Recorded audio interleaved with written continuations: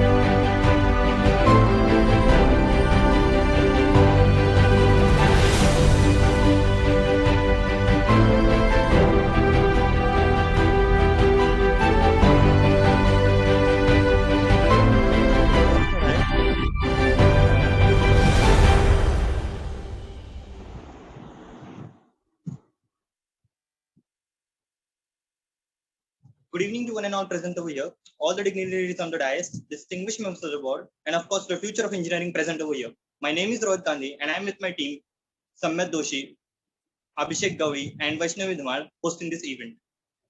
Education breeds confidence, confidence breeds knowledge, and knowledge breeds excellence.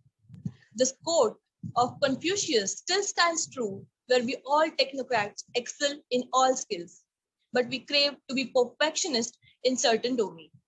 So we consider the master in calculation.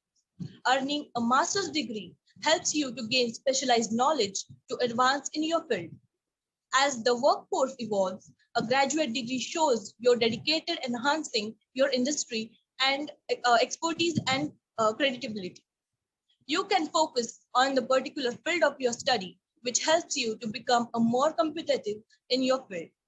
The most important aspect in anything is the purpose. It's the purpose that drives us. It's the purpose that thrives us, and it defines who we are and what are we doing. So before starting this event, it's important to understand the purpose of this event is to give us an exposure. How many of you really know that many European countries have faced and declared themselves as a shortage of laborers, where we aren't finding a job, they are declaring themselves as crisis. How many of you really know that many German universities does not take any tuition fees? And on behalf of that, do you know that if you give GRE exam, out of 340 marks, you get 260 marks without answering a single question? So there are many aspects which we aren't aware about. And the most important for them is the purpose. The way is not hard. It's important to enlighten the way. And today we are blessed with the presence of Mr. Salil Rajguru, the managing director of PathSearch Global, who have enlightened hundreds of students to carve a better career for them. So without wasting any further more ado, we all are waiting for the sir. Thank you.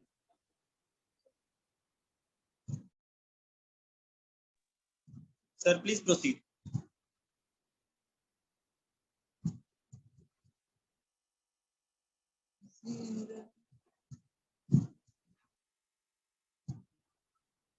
Salil sir. So your mic is on mute. Yeah, we can see.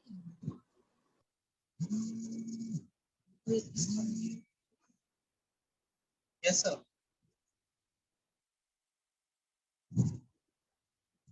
Okay, sir, just a second. Just a second. We are having some trouble. Just a minute.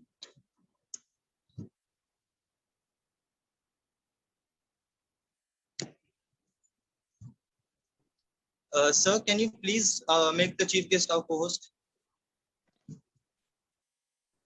Yes, wait for 1 minute. I will make.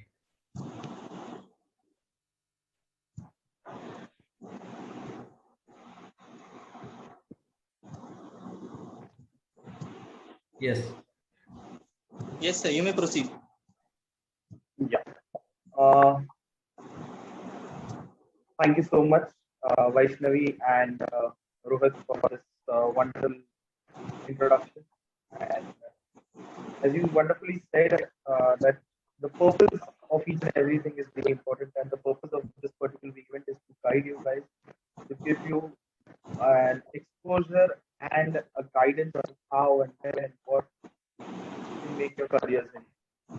So most of you would have already decided on the parts where you want to go and what you want to do and how you want to start your career. And most of you may still be into the confusing parts like which field to choose, which specialization to choose, or whether to study abroad for masters, or whether to study in India for masters, or maybe even whether to study for masters. And these questions are something we all have faced into the certain periods of our life, and we always face these questions, and we will always keep facing these questions.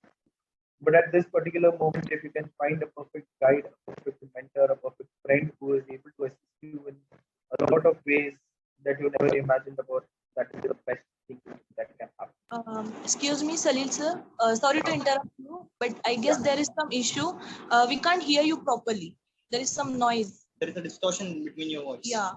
I'll just check. Hold on.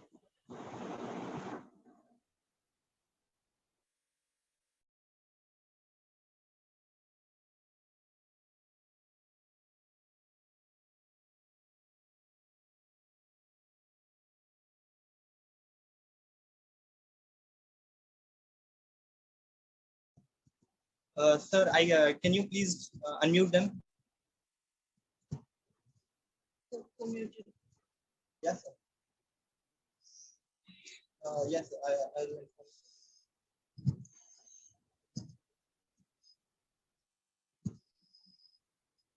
Borati, sir. Yes. Sir has rejoined. Can you please once again make them co-host? Okay, okay.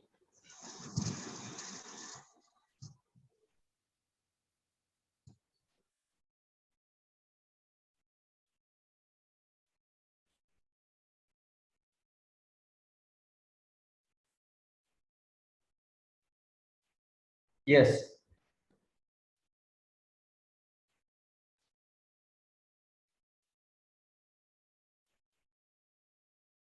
He's not over yet. Sir, I Yes, guess Lalit there is. sir is now co-host.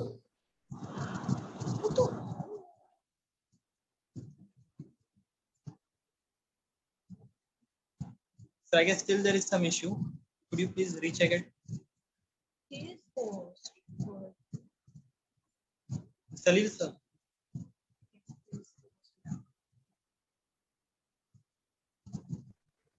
Yeah. I'm audible now? Yeah. Okay. Is it perfectly clear now?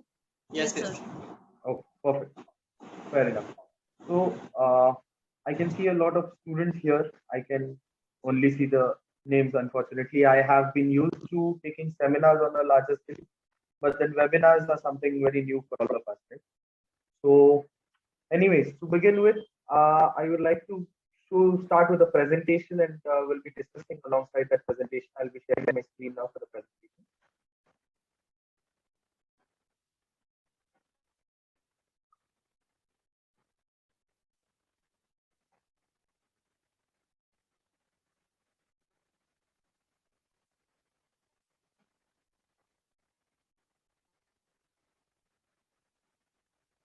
Okay.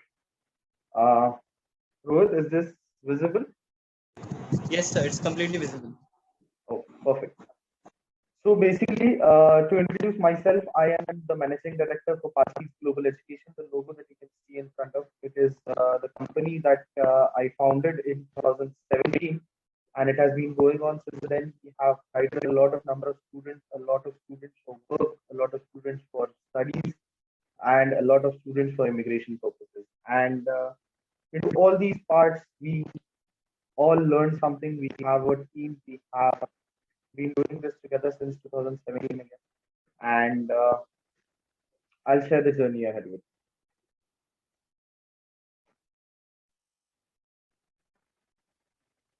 Okay. So basically, Pathseed Global Education was founded in 2018. The LLP was created in 2000 with a passion to provide the students opportunities across the globe with an overall experience of 25 plus years. So we are four partners who have been working together. Mansi is connected with us. She is the head of operations. Then we have Priyanka Anand, who is the international director. And then we have Sanika Doifode, who is CEO of this company. And I am Salil Raju, and I am the managing director for this. Above all of us, we have a group mentor who guides us, who helps us in each and everything that we have achieved till date, and will keep us guiding. We are fortunate enough to have him with us. His name is Mr. Vinayak Raju. He has been handling different kinds of businesses for the past almost 37 years of his life, and now he is guiding us onto our venture. So we have international outreach center programs running. We have announced trainers for English language proficiency and foreign language proficiency. I myself am a German professor. I have taught German for the past 3 years, and I'm still teaching German. So all of this gave us a very good exposure and a very good knowledge of the international industry, the global industry, how the students go abroad and what challenges they face. And those are the same problems that we are trying to basically reduce and create a more smoother path for each and every student.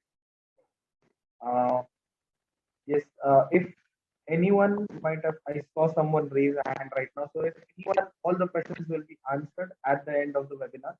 I have kept a time slot wherein we'll be answering and asking a lot of questions. So we'll come to that soon. Once this is over, we'll come to that. So this is overall a brief of what we are. Uh, we have in-house trainers, I already mentioned. We have in-house trainers for IELTS, English language proficiency test, trainers for foreign languages, German and French, everything. We cater more than 5 colleges and universities in the district of Kolhapur for all their international needs under our signature program, International Outreach Center. So this is what is Patsies is basically. I already told you about our leaders. Mr. Vinayak Rajguru is our group mentors. Ms. Tanika Dulkode is our co-founder and CEO. Mr. Priyank Anand is our co-founder and director for International Association. And I am Salil Rajguru, co-founder and managing director. So these are the international outreach centers that we have. We have one in Sanjay Gurad University. We have one in KIT, Kolhapur Institute of Technology. I don't know if you guys would have heard of these colleges, but then they are very famous and very well known into the part. We have RIT, we have NMEC, and we have PKIT. So these are the. Now, coming down to your main questions, why study abroad, or why should you choose study abroad, or what is study abroad? Now, why study abroad? There are certain perspectives that each and every one of you may have or might have had. Why do you want to study abroad, or those of whom you are already taken the decision to study abroad, like Rohit here, who is trying to study abroad or who is trying to apply for studying abroad. He also decided his countries. He came to me with a few countries, and he might have his own reasons of studying abroad or choosing to study abroad. But then the main reasons that I think should be are stepping outside your comfort zone. This is the first part. When you go abroad, the country, the people, the culture, the diversity, everything is new to you. The campus of that particular college you'll be learning for 2 years, 1 year, whatever, is going to be very new for you, and you'll be stepping outside your comfort zone, which is a big challenge. Not everyone can do it, and those who do it have something about themselves that tells people something about themselves, that they are the ones who can stick to it and do anything that comes along their way. Then becoming financially and emotionally independent. Yes, that is very true. You become financially and emotionally independent. Financially independent you become because when you go abroad, you have to work for yourself, you have to earn for yourself, you have to pay your livings, you have to pay your bills, you have to pay light bills, you have to pay your electricity bills, you have to pay your water bills, you have to pay your Wi-Fi bills, and everything you have to do it on your own. You have to pay your rent, each and everything, and for that you have to earn as well. And alongside that, you have to learn as well, which is a very important factor. So you become emotionally and financially independent, staying away from the family for such a long period, making new friends, making new connections with people who are situated across borders and have come together into that particular university is a wonderful thing to see. I had an opportunity to see this part when there was an orientation program of a university, and I was made the chief guest for that. And during that, when I saw all these students from different countries, different cultures, different backgrounds coming together, it is a lovely scenario. And these students trying to make a connect and trying to make friends with each other is again something which is very fulfilling and very satisfying in itself. Exploring and understanding new cultures, as I said, you meet people with a lot of varied backgrounds. Maybe you may be sharing rooms, you may be sharing bed with someone who is from Bangladesh, someone who is from Pakistan, someone who is from Germany, someone who is from USA, someone who is from UK and staying into that particular country. And that is a wonderful feeling. You explore and understand these new cultures, their backgrounds, how they behave, where they stay, what they eat, everything comes to your mind. And when that particular thing happens, it is literally lovely. And that makes you very strong. Then gaining high quality education, of course, when you go abroad or even when you learn in India, you get high quality education. You learn new things, you learn new perspectives, you meet new professors, guides who are highly qualified, who are highly trained to guide you and to facilitate each and everything that comes your way. Now, this particular point gets a lot of questions like, is education quality in India not good? It is not the situation. Education quality in India is lovely. The colleges like yours, Vidya Pratishthan, Sanjay Ghodawat, here, Sanjay Gurdjieff University, you might have heard of it. Then MIT Pune. These institutions, these colleges are striving hard to improve the quality of education and work towards it. I've met with a lot of professors. Now, Sanjay Gurdjieff, to give you a brief example of it, in Sanjay Gurdjieff, I met with Mr. Riker, who was the vice chancellor when he associated with me, and Sanjay Gurdjieff was associated. He was the vice chancellor then, and he was such an intelligent person and striving hard to get each and every opportunity for the students. So colleges like these, all the colleges for that matter, are do provide good quality education and a wonderful facilitations for the student. But then when you study abroad or study away from your home, the platform that you get and the education pattern that is there is completely different. It is not good or it is not bad, but then it is completely different. And that perspective, that exploration is necessary sometimes.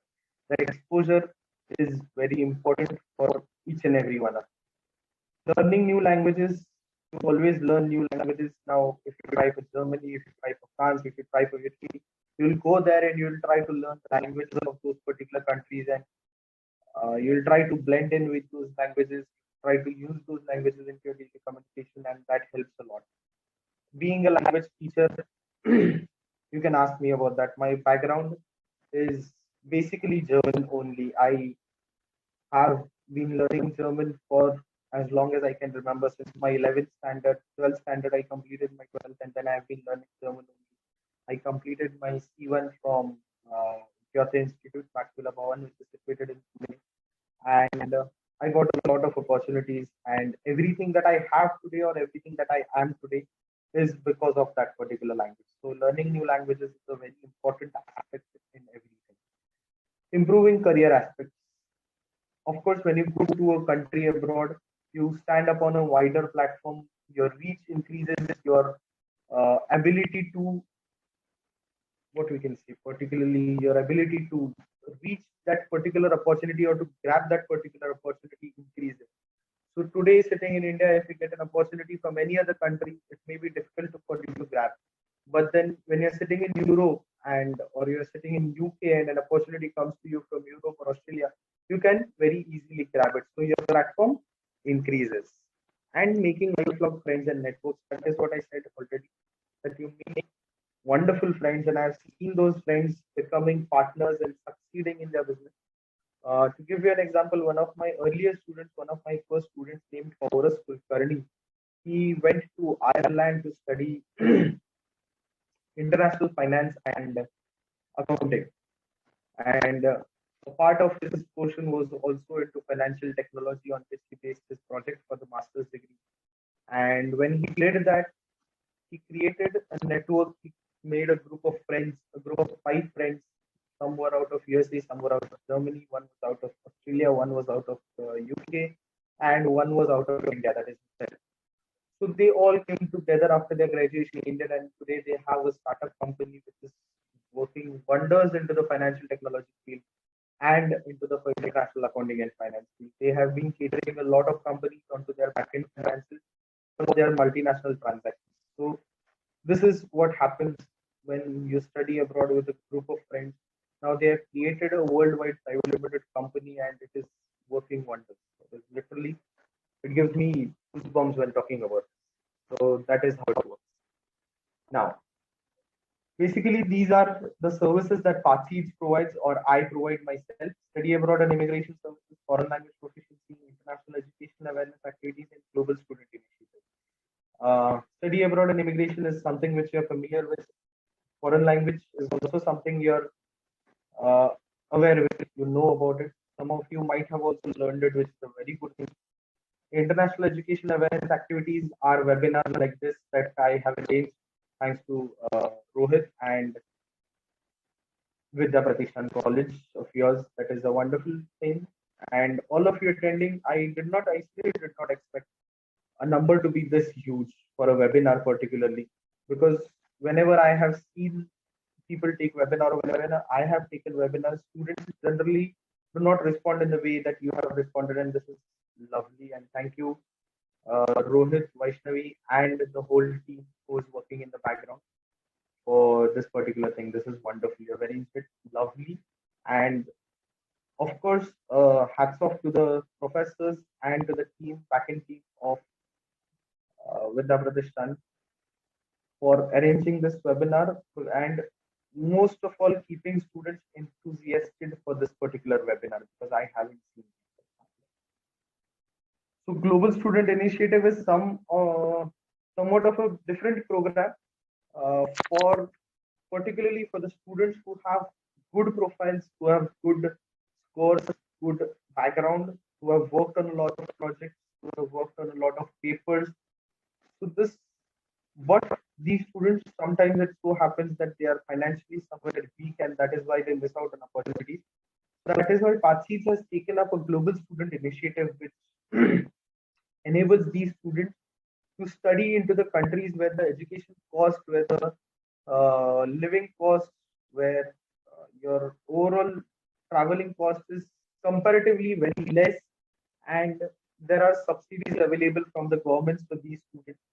So this platform is basically for those students who are unable to get into the who are unable to get the opportunities only because of the financial problem. So that did happen with certain of our students back in 2019, and it was very difficult to see that, and that is why we started Global Student Initiative, wherein we provide the students with the countries, with the universities where the fees are compared to none, and the living costs are subsidized by the government for these students. So this is a global student initiative that actually started. These countries include South Korea, Taiwan, Italy, and certain other countries that have very low cost of education, and we have associated with these countries for particularly such students.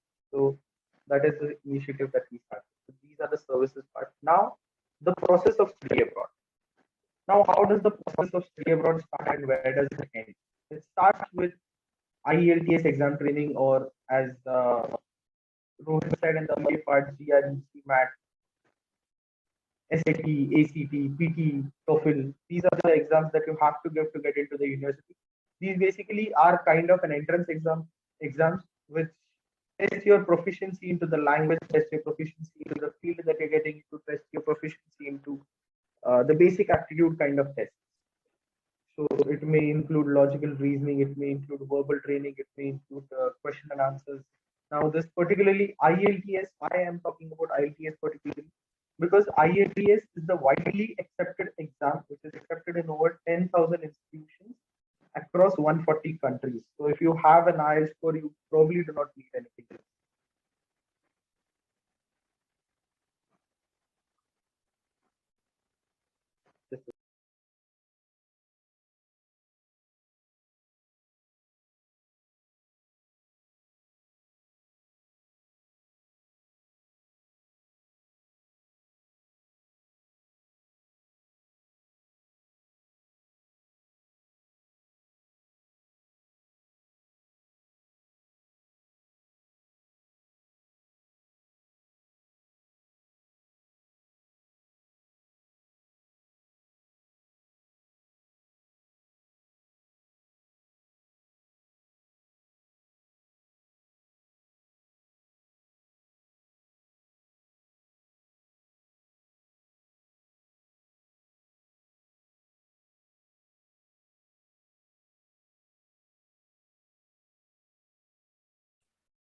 I think there is an issue, so we'll wait for 2 minutes.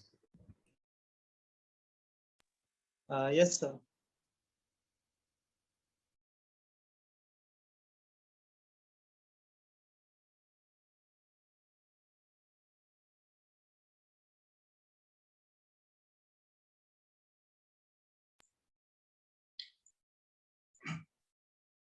Yeah, I'm audible now to you?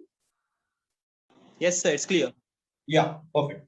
So, I am not very familiar to these headphones now, so probably that was the reason. Particularly, anyways, so moving ahead, the process of study abroad I was talking about, and if you look at this, I have particularly mentioned IELTS exam training, and that is there's a reason to it. There's a perfectly fine reason to it because IELTS is the widely accepted exam into 10,000 plus universities and institutions globally into 140 countries. So IELTS is the one exam that probably when you have, you won't need anything else particularly. So IELTS is the main focus, wherein if you give the exam, it is an English-based exam, English language proficiency test it is. So once you give that exam, you're free to choose the courses from your end. So then we select the courses.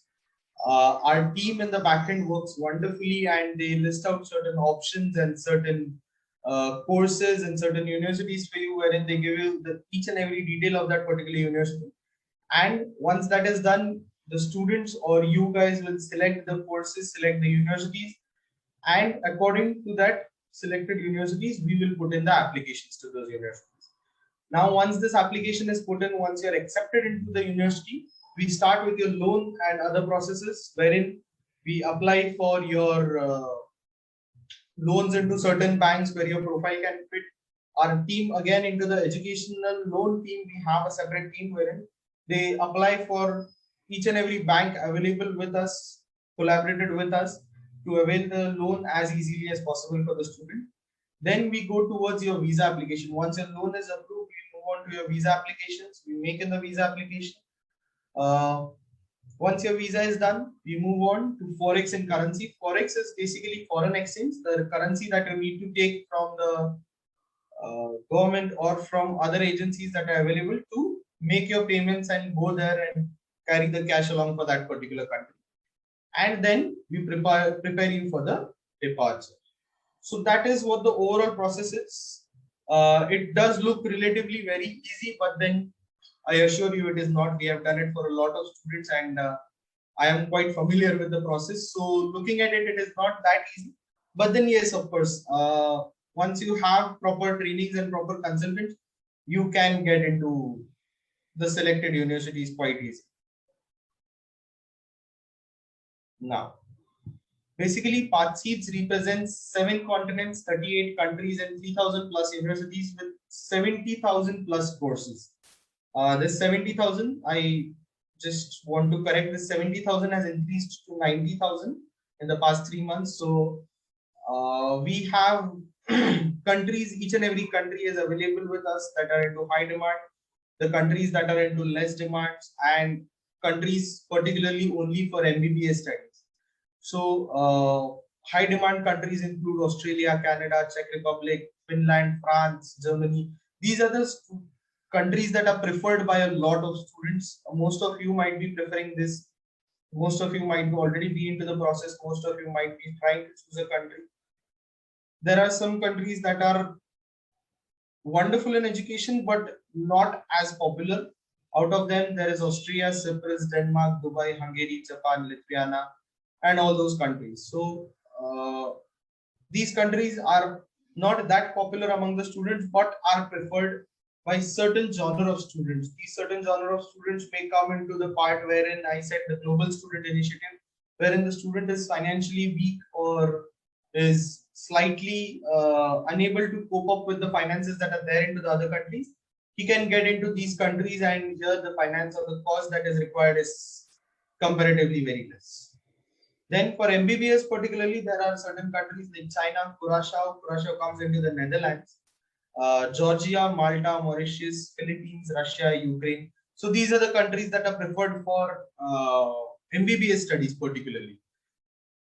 So that is what we have and what we represent. And these are the countries where if any one of you wishes to go, we can certainly assist you. My team is quite capable enough to assist you into that. And I myself oversee all the operations for each and every student. So yes, we can always try for any of the countries or any other country that is apart from this. You can always look for that. Streams and programs. Now, you all are from the engineering background, so you already know the stream of engineering. There are various streams and various courses, various programs that we have, and there are certain programs that even I haven't heard of. I have a student in France who is studying fragrance science. So that was something very new to me when he approached me and when he said that I want to do a course on fragrance science. I was very amused by it. Like that is something which is there. There are courses for information technology, that was for management, creative art, liberal arts, hospitality, medicine, sports, everything.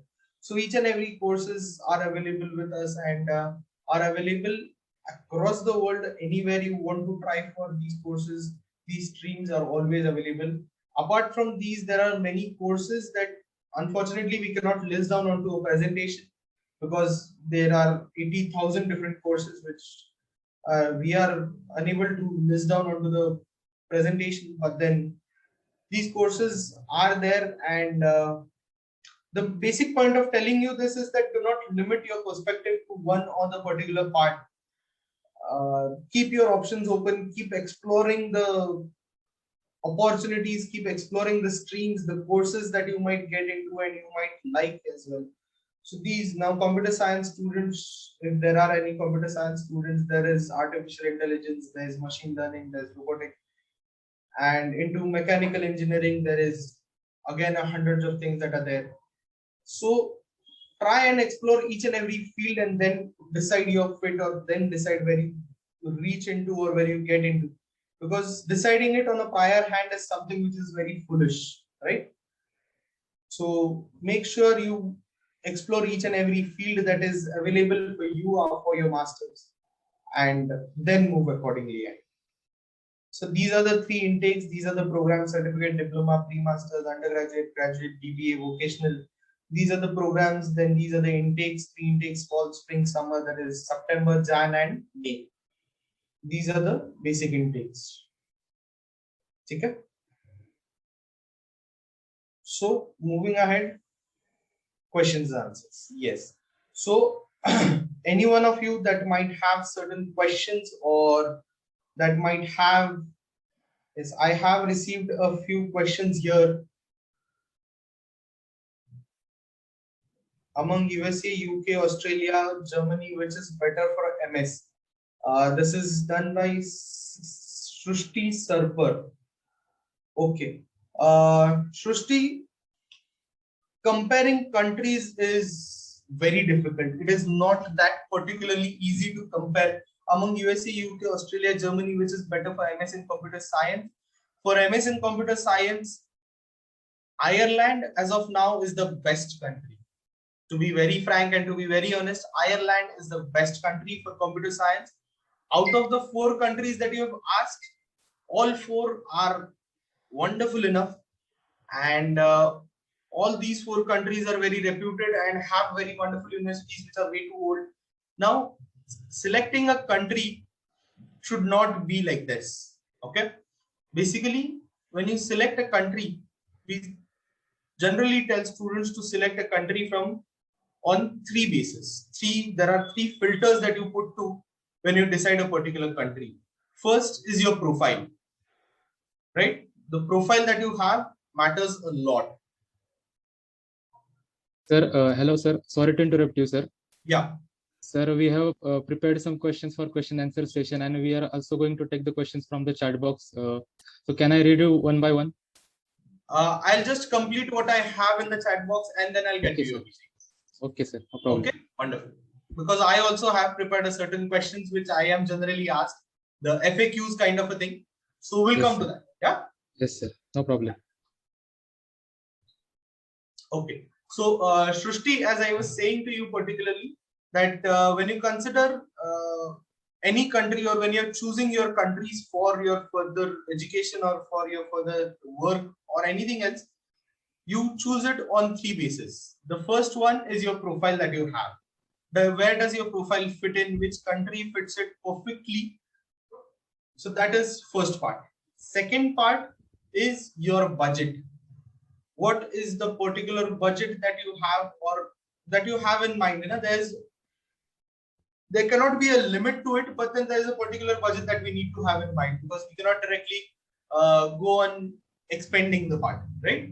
So there has to be a particular budget that maybe your parents or maybe your guardians or maybe you yourself have decided for you. So this budget matters a lot. That budget is very important. Then going down to it, the last part is your purpose of going abroad. So there are 3 kinds of purposes. First is either to study and come back. Second is to study, work for 1-2 years, whatever time you get, and then come back, or study, work, and settle down there. Okay? So among these countries, When you apply these filters, you'll automatically find the country that is the best one for you. So this is how you should decide on your country. And while deciding the university, the most important part is to look at the course content. Nothing else matters. Okay? Nothing else, literally nothing else matters. Starting from it, if it rains or if it snows or if it is too cold or if it is too hot, it does not matter.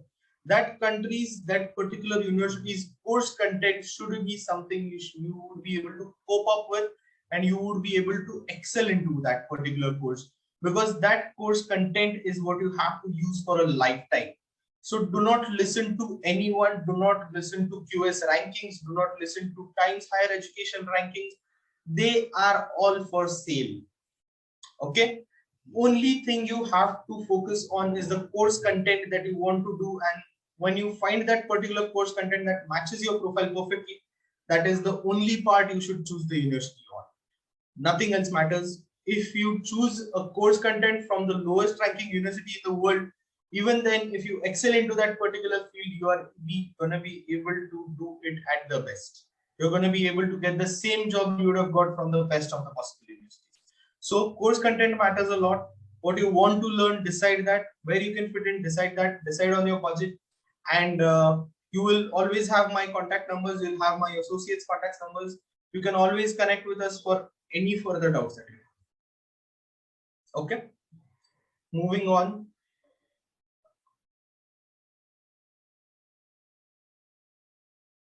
What scope in cloud computing? Scope in cloud computing, basically, Shrishti, I won't be able to commit on scope in cloud computing because I am not the background of cloud computing. But yes, from what I have heard, cloud computing is one of the emerging and ongoing fields. And yes, there is a lot of scope for cloud computing. Moving ahead.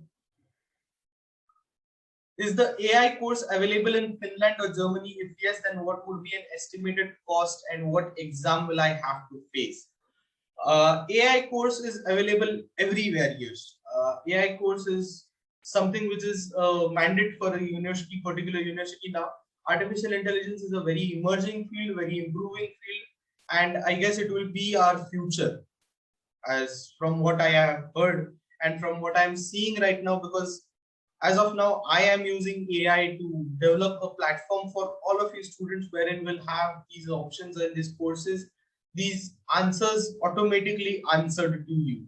So yes, AI courses are available in Finland or Germany, and an estimated cost to give you, it is very difficult to give you an estimated cost because this particular course will depend, the cost will depend on the university that you select and the what you can say, the university that you select, the province that you select, and the exact country that you select. Germany, if your profile is very good and is about 75%, 78% aggregate, yes, AI in Germany, there are public universities as well wherein you can get admission for AI courses, MS in AI or Master of Science in Artificial Intelligence and Robotics. These courses are free of cost as well. So it depends on your profile whether it is of that level to get into Germany, and if it is, then yes, you can get into a public university as well, which is completely free of cost. Finland, the cost would be close to around 15 to 20 lakhs. Generally, that is what the cost is, but it will depend again on which country or which university or which province do you choose. Okay. Where and when can we attempt GRE? GRE, you can attempt anytime 2 years before you're planning to go abroad, within the span of 2 years, that is. So now if you are into second year or the last year, you can start applying for GRE as of now. And that will again depend, Shrishti, whether you require GRE or not, depending on the countries that you have discussed before. UK, USA will require GRE, UK does not require GRE. Germany, certain universities do require GRE, certain universities do not, accordingly. Okay, so before giving GRE, make sure that you know the country and know the place that you're traveling to, because GRE is not a compulsion everywhere. Everyone make that sure that GRE is not a compulsion everywhere, and it is not compulsory to give a GRE for applying for any engineering program. So before you put yourself and put your efforts and waste your efforts onto GRE, just have a round of discussion with someone who can guide you if GRE is whether completely necessary or not necessary. Are there any scholarships? Yes, there are scholarships, but then it depends on your profile whether you will get the scholarship or not. It is very difficult to get a scholarship, or it can be very easy to get a scholarship as well. Scholarships are always there, Sahil. And as I said, we also have a global student initiative. So if you have a wonderful profile, we'll assist you to get each and every available scholarship across the globe. Okay. Hello, sir. Sir, question has been raised nowadays for the people going abroad that it must be vaccinated by Covishield and not by any other Covaxin or Sputnik. But many people being known have vaccinated themselves with other vaccine. What do you have to say about this? I am extremely sorry, Shreya, but I do not have anything to say about this. See, Covaxin, Covishield, yes, Covishield is widely accepted nowadays because Covishield is tested thoroughly and is recognized internationally. Covishield is a vaccine that is wonderful, but then this is something which is very scientific for my knowledge, and given the political restrictions and the political tensions that are going nowadays, Covishield is the best part that you take. Those who have taken Covaxin or Sputnik or any other vaccine, eventually you will be accepted into it. It is not that hard that if you have taken a particular vaccine and not taken a particular vaccine, it will be rejected. That will not happen. Yeah, you won't be able to go right away, but then there will come a time when all of these will be accepted, right? So this is something on the current situation, and this is a very good, actually, Shreya, to be very clear now, these are something that times that are completely changing and completely varying about this, and for me to make a particular comment about it, it would be very difficult and it would be very political as well. So I do not want to make a direct or a thorough comment onto this. But then, yeah, you can go for Covishield. Those who have not gone for Covishield or taken any other vaccine, yes, you will be accepted shortly. It is completely fine. What is the scope in data mining and Internet of Things? Prathamesh, as I said before, I am not from the background of computer science and I do not have a lot of knowledge into these things. But then, yeah, if you send me your profile or if you're asking for a particular country, data mining, Internet of Things, Ireland is the best country right now for computer science because Ireland has just recently started its industrial revolution. It is just an emerging country. And if you have heard, I don't know if you have heard, but you should know this, that many of the technological giants, including Google, Yahoo, Facebook, all of these have their European headquarters in Ireland, which makes it a wonderful platform for computer science students. It can be data science, it can be artificial intelligence, it can be data mining, it can be IoT as well. So yes, there are wonderful options and wonderful universities in Ireland for computer science. And this is not particularly for any reason that I'm saying Ireland, because I have explored Ireland. I have I have met with the faculties there. I've seen the country develop from scratch to whatever it is today. This is wonderful, and that is why I suggest Ireland. So for a course in AI, which exam should I give? For a course in AI, yes, IELTS right now would be the best for you, but then it depends again on what country you're looking for. You can always give me a call. My numbers are there on the next slide. I will just open up the next slide for you. If you're able to see this, my number is here, this particular 80077. This is particularly my number. So yes, you can give me a call and we can always have a discussion on each and everything that you need to ask. Okay, for everyone, this particularly is my number. This is the number of our international director, Mr. Priyank Anand. You can also get in touch with him. Unfortunately, he could not attend today's webinar as he had to travel due to some mishap in the family. Which country is best for electrical engineering? Mr. Chavan, if your profile is really good and if you can get in, Poland is a wonderful country for electrical engineering. Second would be Germany. Third would be any country that you prefer. Okay. Is Germany good for IT? Vaishnavi, as I said, Germany is good for IT. Germany is good for all engineering fields, but the Germans are more focused on to aeronautical, aerospace, and into the mechanical side more. So for IT, as I said, for IT, UK, Ireland, Canada are wonderful universities. Most of all is Ireland.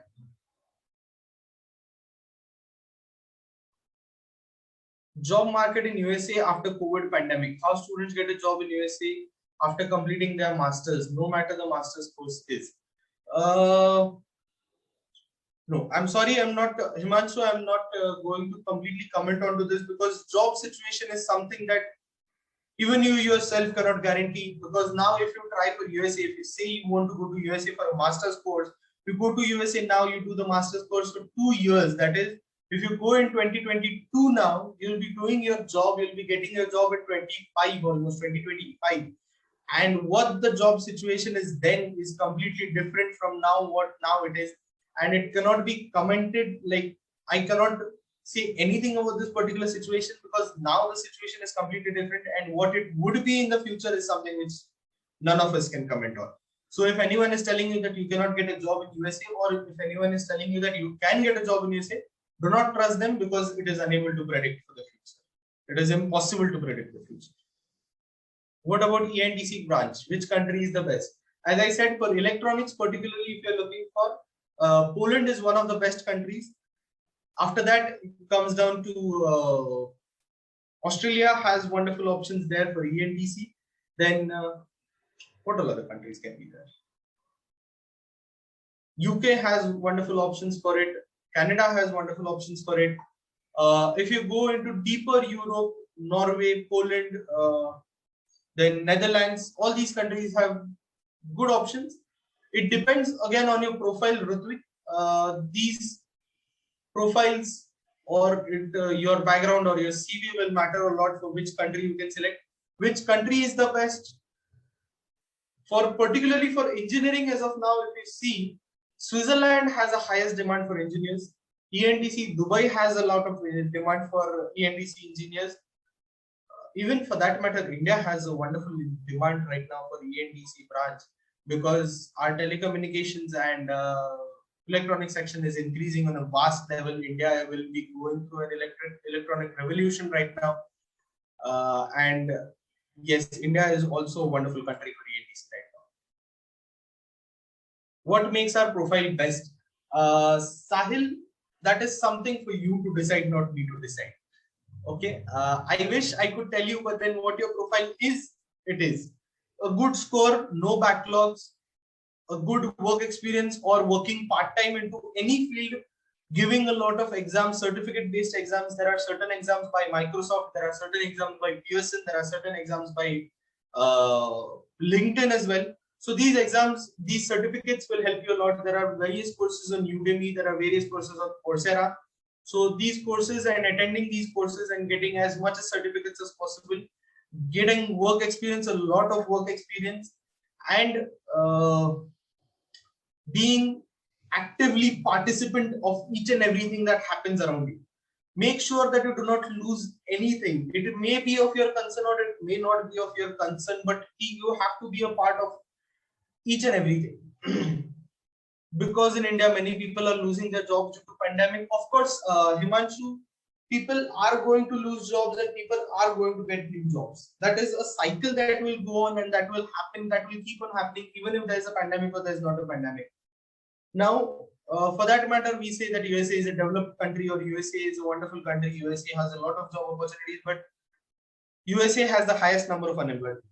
So people are going to lose jobs and people are going to get new jobs. So that does not matter. Himanshu, you are in TE, I assume from the name that you have. So you will be traveling. If you travel, do travel to abroad, and you should. You will be traveling in 2023 or 2022 or 2023. And when you do, the situation out then is also going to be very different. And the situation when you go out to take a job is also going to be very different. So panicking over people losing their jobs right now does not make sense to you. Focus on your education, focus on whatever courses you can do, focus on all the certificates that you can achieve in these particular 2 years that you have in your hand for bachelor's. Is Netherlands good for MS in computer engineering? Yes, Yogansh, a wonderful name. I like this name. Okay. So, Yogansh, yes, Netherlands is good for MS in computer engineering. Netherlands is also good for MBA. Netherlands is also good for supply chain management. And Netherlands is also good for MBBS and medical studies. Shreya Kadam, besides education loan, how much liquid assets do we need so far for any university? Shreya, that is a wonderful question, a lovely question. It depends on which country particularly you're trying to. If you look at UK, you need at least 10 lakhs in liquidity. If you need, if you look for Germany, it is again close to around 10 to 11 lakhs. If you look at Canada, it is close to around 12 lakhs. If you look at USA, it is close to around 15 lakhs. So it depends on which country do you want to apply for. It does not depend on any university for a liquid asset, but then it is on the country. The visa requires you to show the security for your self-sustainability, and that is why you require liquid assets. It can be in FD, or it can be in your bank account, or in your sponsors, or in your father's, or your mother's, or your guardian's bank account. Any blood relative is fine. For Masters in Ireland, which exam do we have to attend? For Masters in Ireland, Srushti, you have to attend only IELTS, no other exam is required. Even for Trinity College, which is one of the highest universities in Ireland. Okay, so only that part is required, and 70% aggregate on your bachelor's. Which country has the best possibilities in the software sector? Software sector, Harshit, is increasing in Canada right now. It is wonderfully doing in Canada, and yeah, software section, that's all I can say. Software, it depends again on which software and what software are you talking about, because that will again matter.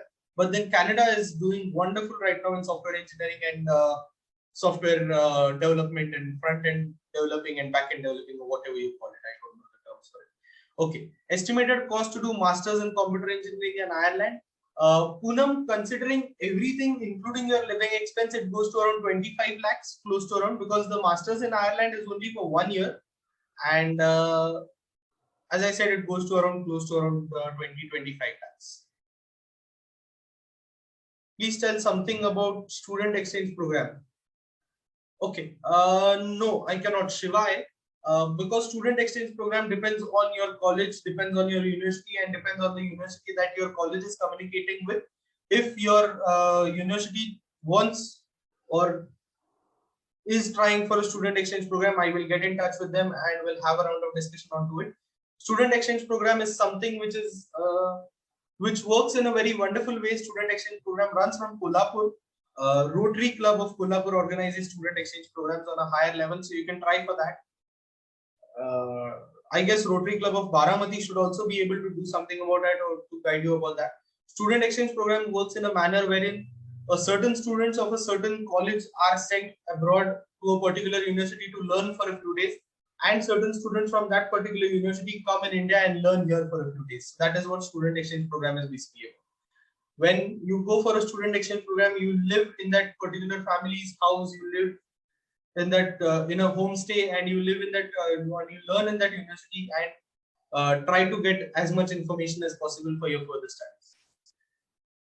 Is there any course on stock market in foreign countries? No, yes, there is no particular course of stock market, because stock market depends on which stock market are you talking about. It can be Indian stock market, it can be US stock market, it can be European stock market, it can be UK stock market. So there is no particular course for stock market as such.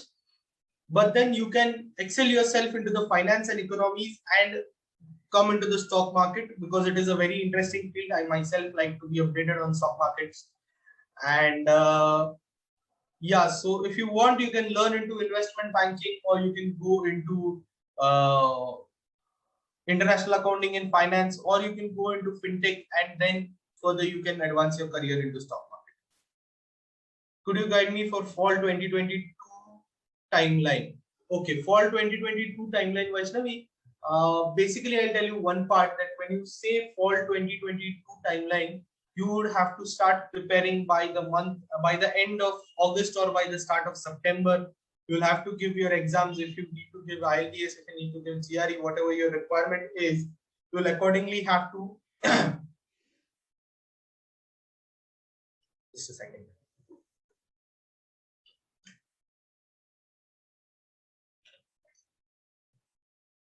Yeah. So you will accordingly have to start preparing for your exams and by the start of September.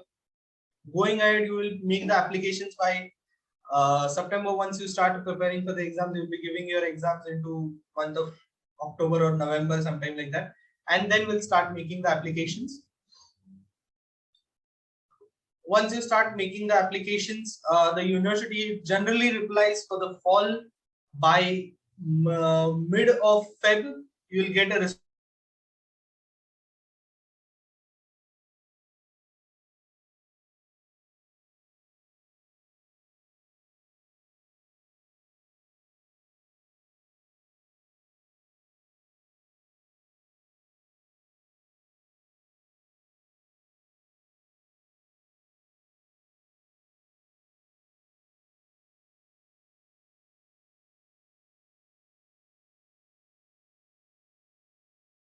Then the CS student should hesitate. It should not hesitate basically, but then it does not make us, what you can say, it does not make sense here. See, there is not a problem that CS education चांगलं नाही आहे अशातला प्रकार नाही आहे, or it is not good असं काही नाही आहे, but then the education there is dominant for its automobile industry, right? So that is what you're saying. When you say dominant for its automobile industry, more opportunities and more platform is for that particular industry, right?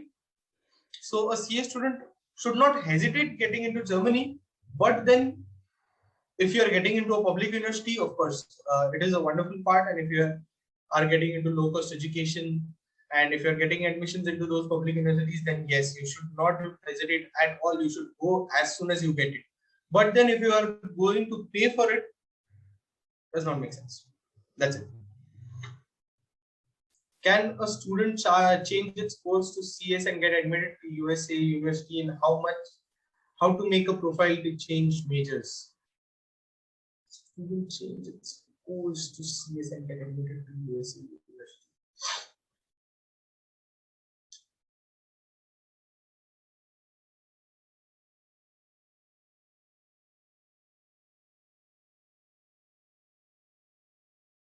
When you want to change your course to CS from any one particular field, and yes, shifting a profile to majors, change majors is difficult. It is not that easy. When you just say that now I want to get into CS and you start working for CS, but then you need a background for it, right?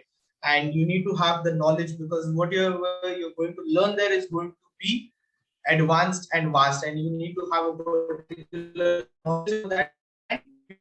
Also have relevant work experience in that particular field to change your major. You can just get up and change your major anytime. Yes, in some countries it is required that you should know their national language, like German for Germany. I'm learning German and Finnish languages on Duolingo platform. Yes, it is very acceptable. And Yash, hats off to your attempts to learning languages. It is very good. You should keep learning languages. German and Finnish are very good languages. German will give you a big platform. Finnish will also give you a big platform. Yes, it can be acceptable, but try to give exams. If you're learning German, try to give the institute exams. Or if you're learning Finnish, try to find a particular Finnish agency that might be situated in India or anywhere else, and try to give their exams if they are available online, because that will give you a more international validation to it. What is early admission? Early admission, Tejaswini, is something that is when you apply to a particular university very early and you get an admission, you secure an admission very early, and you also pay their initial deposit fees or whatever charges they might have. Once you do that, you get an early admission scholarship for that matter, which depends on the currency of that particular that you might have, particular country that you might have chosen. And yeah, so that is what early admission is. Which English proficiency test is best for MS English, IELTS or TOEFL? Both of them are good enough, but then depends on what your university accepts from you, Manthan. Both of the these are good itself. IELTS or TOEFL, both are good, but then generally they have started. The US has started accepting IELTS, and IELTS is much more easier than TOEFL. So, but then depends on what your university exactly requires, right? Please guide us about the IELTS exam. Wonderful. That is my favorite topic, Shushti. I'll be happy to do that. Okay. IELTS is basically International English Language Testing System, which is divided into 4 parts of listening, reading, writing, and speaking, wherein you have to solve each and every sector into a given period of time and answer all the questions that are asked to you. IELTS is basically an exam which has a result validity of 2 years. Once you give the exam, you'll get the result within 13 to 14 days. And once you get your exam, once you get your results, you can get into the university of your choice. So that is what IELTS is. We can discuss about this, Srushti, in detail. If you can give me a call, we'll have a detailed round of discussion on IELTS. I would love that.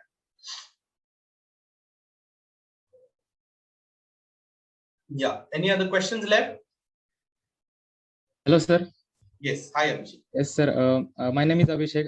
We have got some questions from our students. So I'll ask them one by one, as most of the students have already answered some of their questions. So I have still 4 or 5 questions left. Okay. So how early should students start for a GRE preparation? Like how many months it would take for a students to crack the GRE exam? How many months it takes for GRE preparation? This depends on basically what the student is capable of, right? It is dependent completely on the student's grasping power, the learning speed, and the learning capacity of the particular student. So it depends. It can be any time between 3 months to a lifetime. And sir, as you know that we are all Indian education system students, but how hard is this GRE exams? I mean, how our students can do it or not? How hard is GRE? Again, as I said, Abhishek, this depends on the student's capacity to grasp and to understand what is going on. But then it is not that hard, or it is not comparatively difficult. And as I said, before anyone goes for GRE, make sure that you actually require GRE, because it is useless to put in time and efforts into it and then understanding that you did not require it in the first place, right? So make sure that you note down the requirements of the particular university that you're choosing and then go for GRE. Do not just go for GRE because people have been doing it for ages. Okay, GRE was something which was 100% requirement of each and every university. If you had seen the scenario 5 years ago, it was a requirement of each and every university in USA, each and every university in UK, each and every university in every country for that matter. But then GRE nowadays is not a compulsory requirement. So before you get into GRE, please make sure that it is your requirement. Okay. Okay, sir. There's one more question. Does the online internships matters? I mean, some of the students are facing difficulties for going out and doing offline internships. So, does the online and internships matters as much as the offline internships on a profile? This is a very good question, Abhishek. Yes, each and every internship that you do, each and every experience that you take, each and every certificate that you get matters a lot, because that tells the university about your profile, that tells the university about your dedication to a particular thing, even if it is doing an internship online or even if it is doing an internship offline, it does not matter. Okay, so each and every internship matters equally and is counted equally. It does not matter if you're working from home or if you're working from that particular office. Okay, sir. And one more question about GRE. The test takers are now allowing students to give the GRE exam from the comfort of their home. So, should students prefer to give GRE from home, as there is a 4-hour long test? So, we may find some difficulties like connection problems. So, how do they deal with it? Abhishek, this again depends on a lot of factors. If the student is confident enough that he'll be able to attend the particular exam and solve the whole exam based on computer, and if he is that friendly to using the computer or typing or understanding the questions from computer screen, then yes, he should go for it. Of course, connection problems are something which are very rare these days because of 4G and 5G evolving everywhere. Connection problems are very rare. But then those who do not have a strong internet connection, is obviously not recommended to go for GRE online. And giving an exam pen and paper is much better now, because that is how we have learned for so many years that an exam, when you have to do, you have to take a pen and paper in the hand and write it down, right? So that is what we are trained to think about the exam. And when you start giving the exams online, it may be difficult for all the students to cope up with it. So it depends if the student is computer savvy enough and computer friendly enough to go there. Okay, sir. There was one more question from a girl student. Is there any special girl scholarships available for females? No, there are no such special scholarships available for a girl student, but then there is an advantage when you go for an education loan into a particular bank. The interest rate for a girl student is comparatively less than a male student. But then in abroad, there are no certain scholarships for a female lady, female applicant, but there are certain scholarships that are available for everyone, depending on the profile and depending on the university's discretion, whether they want to give a scholarship to that particular student. Okay, sir. Someone is asking that is GRE syllabus is different for different fields or the same?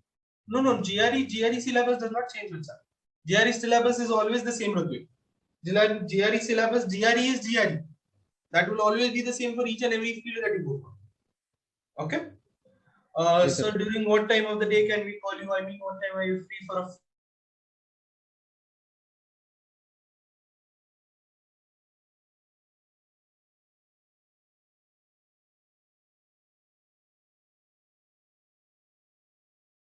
until I am sleeping at that time, which is after 11 o'clock in the night. So before that time, you can call me anytime. Okay? Sir, Yeah. I just wanted to ask you, can you elaborate the GRE, like what section it includes and all things? So it would be, GRE is basically, see, to elaborate GRE, when I start elaborating GRE, I'll have to take a 1 hour class for that. So if your guys are happy to attend a class, another class, I will be happy to elaborate GRE, because GRE has a lot of variant into it and a lot of question that goes into it and a lot of thought that goes into it, right? So for GRE, you guys schedule another webinar and I'll be happy to talk. You schedule one for GRE, you schedule one for IELTS, and I'll be happy to talk about it. sure. Because that will at least take an hour Sure, to talk about GRE or IELTS or any proficiency tests or any entrance tests. Sure, sir. Sir, I have one more doubt. Actually, a lot of people have suggested me that I should take a 1 year or 2 year job experience before going or applying for masters. So is it necessary, or we can just immediately after completing our degree? My suggestion is somewhat different, and it always clashes with some people, and I always have a debate on this part, because what I think is once the student goes into a job sector and starts earning, it is very difficult for a student to then leave that particular job and get into education, right? Because you start getting a steady pay into your hand, and you go into a part which you get comfortable. Huh? When I start earning money, I'm not going to get up and do a master's and leaving all that money that I'm getting. That is the basic mentality that we have. So when we consider that particularly, I suggest that do not go into work experience, and work experience is not compulsory to for all the universities. So yes, you do not need to get into work before you complete your education. Complete everything, each and everything that you want to do in your life, and then start earning. Because once you start earning, you will not be able to do anything. Yeah. Sir, someone from chat box is asking, is German language proficiency is compulsory to do in MS in Germany? German language proficiency is certainly compulsory to do MS in Germany up to a level of B1. That is the third level of German language, A1, A2 and B1. You should at least have A1 and A2 with you so that you are able to connect and cope up with the language there and talk to the people there. Or else you'll be just talking to yourself in the mirror. If students have any or any more questions, they can put it in the chat box, or we will just continue with the session. Okay. Well, Abhishek, before we start to end it, there are certain questions that I get and I would like to answer them. These are the questions that are generally asked to me, and I'm very surprised and very appreciative that the students have not asked those questions, because they are very questions on a lower level. You guys have all asked wonderful questions and onto a very good level. But then there are certain questions that I generally get, and these questions are somewhat like, the first question is it worth it to do a master's in engineering, or after completing your bachelor's, is it worth to do a master's?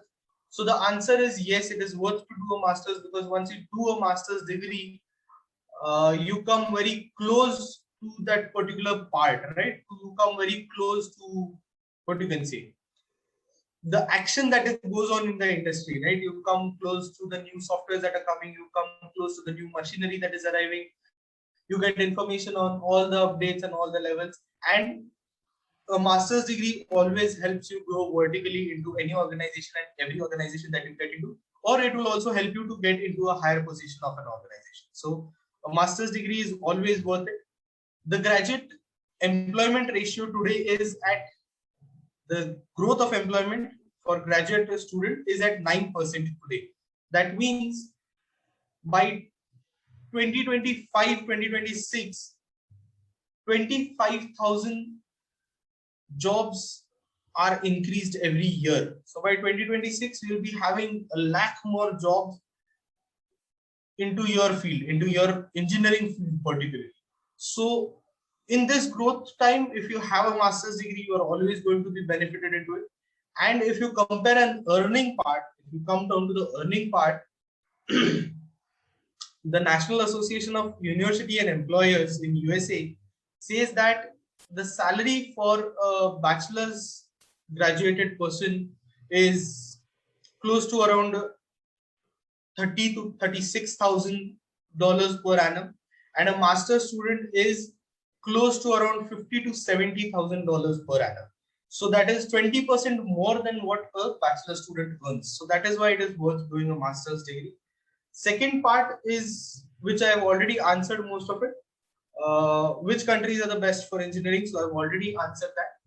Highest paying countries for engineering: first is Switzerland, second is Australia, third is UK, fourth is USA, fifth is Germany, sixth is Japan, seventh is China, and eighth is your this one, Taiwan, South Korea. Okay, so these are the 9 countries that have the highest pay for engineers. Next part is,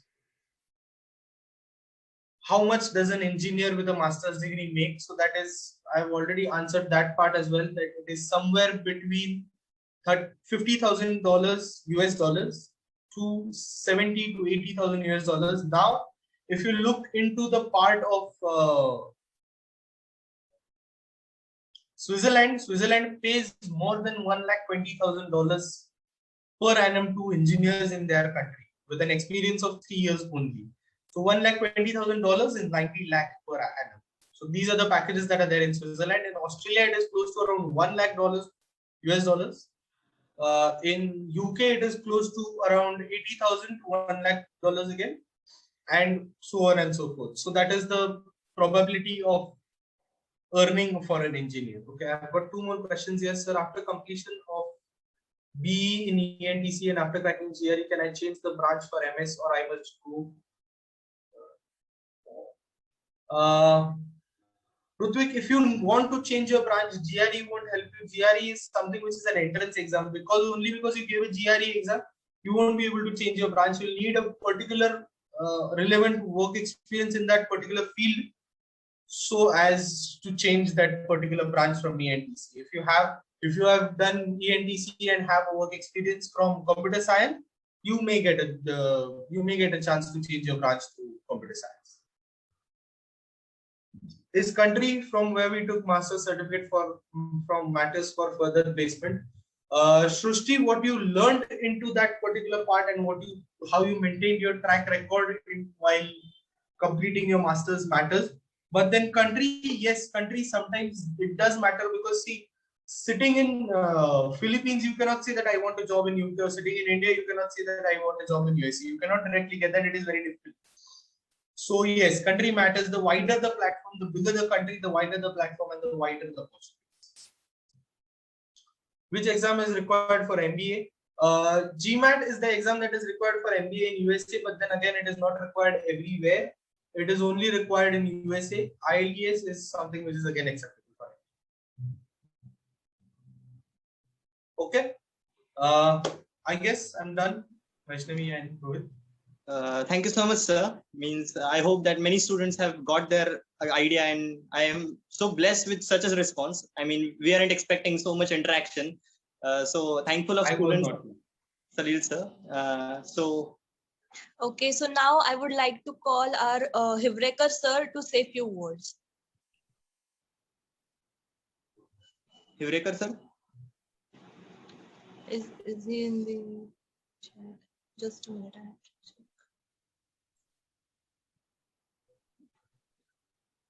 Borate sir, is Hevrekar sir is here? Yes, Hivrekar sir is here. Yeah, over to you, sir. Just we'll wait for Hivrekar sir. Just few seconds. Thank you so much, sir. Means I see a lot of response from students, and even if you have many doubts, Salil sir and Path Seeds are always ready to help you. You can contact them and you can reach out.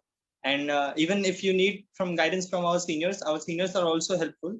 So you definitely aren't alone in this process. We all are together in this. And we are really hoping for such preparing for GRE and having more sessions like this. Always. See, I'll be talking with your authorities as well, and I'll be discussing with you guys as well. We can always arrange seminars.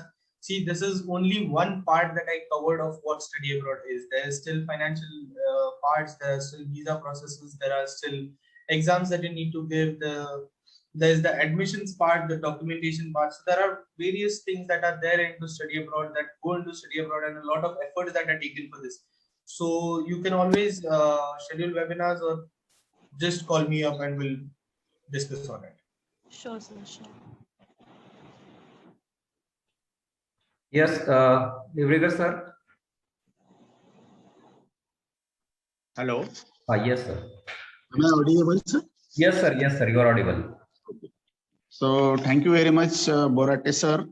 And this is very nice session by Salil Rajguru sir. And he has given light on study abroad. And this is very important issue that, and it is needed for the students' progress, because every student and teacher is having a dream to study at abroad, and there are so many obstacles. Everybody is having dream but not able to do so, and the obstacles are the knowledge about what means money, financial matters, as well as what are the benefits, opportunity abroad, as well as what are the career opportunities, and all those points they are covered by Salil Rajguru sir. And definitely this seminar or this particular program helps students a lot in many ways. So I really very happy to see that this program is organized by our students as well as faculty members. I really congratulate to Borate sir for his active coordination, and he has taken a lot of efforts to organize this particular program. Not only Borate sir, along with his team and students, they have taken a lot of effort, like Vaishnavi, Samir, Doshi, then Abhishek Gauli, Rohit, and everyone, those who have contributed. Sir, our students, they are very active and they have achieved many heights of their achievements are there in NPTEL examinations. Our students, they have done very well, as well as in EDX examination, GATE examinations. Our students are around 100 and 200 ranking, and our students are university toppers also. And surely your seminar will help them to study abroad, to achieve their dream. So thank you very much, sir, for your time, valuable time for our students. And surely this will help our students to excel their knowledge and their dreams. Thank you very much, sir. Over to you, sir. Borate, sir. Thank you so much, Hevrekar sir. Now I would like to call Borate sir for a vote of thanks. Thank you. Good evening to all. It's a really wonderful session, sir. Rajguru sir talked about exam, streams, programs, intake, scholarship, internship. So everything sir has covered. Means I think all doubts of student also cleared by the sir. I hope student got the idea how to apply for the MS. Once again, I will thanks to Rajguru sir for giving his time and guiding our student. I also would like to thanks to our honorable principal sir for giving opportunity to organize such a event. I would like to thanks to Dean Academic Dr. Hivrekar sir, all HODs and all faculty members or student coordinators, even also all participants, those who directly or indirectly supporting for this event. Yes, once again, I will thank to one and all. Thank you. Now I can say this section is over after the national anthem. Thank you very much.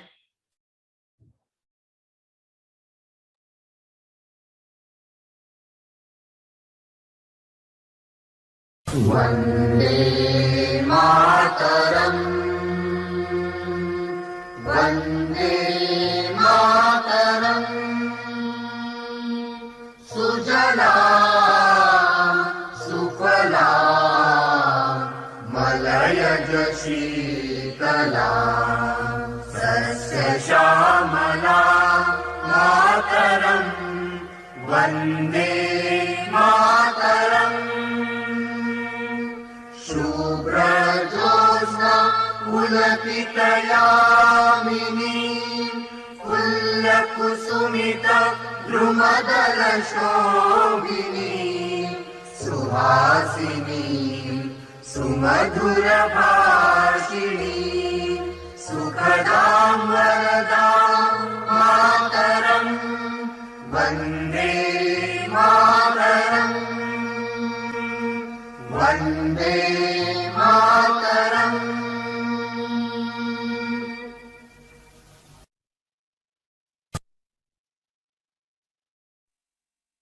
Thank you so much, everyone. We hereby conclude that this meeting has been ended. Thank you, everyone. Thank you so much, Agni.